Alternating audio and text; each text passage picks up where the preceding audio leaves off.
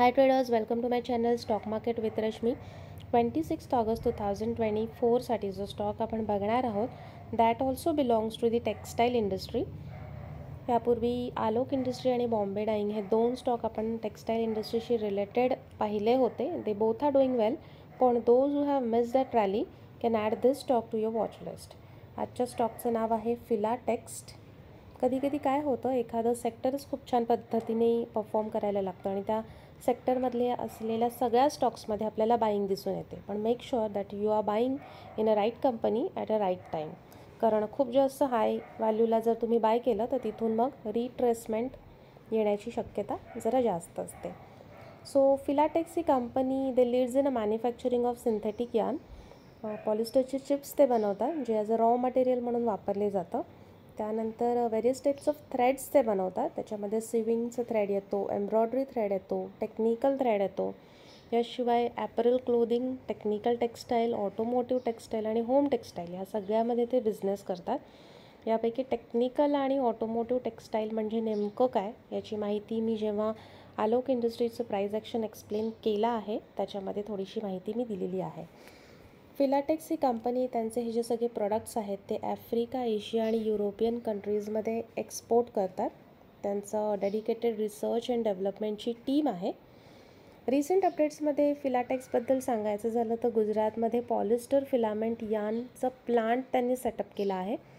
They are trying to get into renewable energy also आणि developing new range of eco friendly product from recycle polyester thread असं काहीतरी नवीन invention करण्याचं ते try करत आहेत.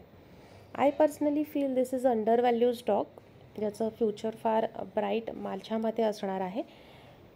फंडामेंटल्स ह्या कंपनीचे सांगायचे झाले तर 5% FII इन्व्हेस्टेड आहे, 2.27% इन्शुरन्सेस कंपनी आणि 64% प्रमोटर होल्डिंग आपल्याला दिसू येते.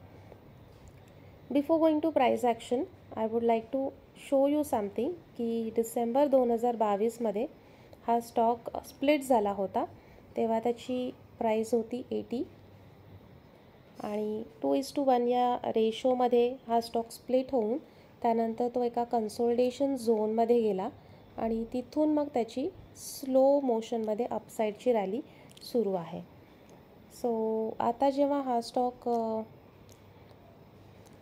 त्याची फर्दर अपसाईड रॅली सुरू करेल तेव्हा त्याचं फर्स्ट टार्गेट असणार आहे 80, because current market price of this stock is 65.71 आणि यू कुड सी हिअर की this price was acting as a resistance आणि आता आपल्याला इथे त्या रेझिस्टन्सला ब्रेकआउट मिळाला आहे.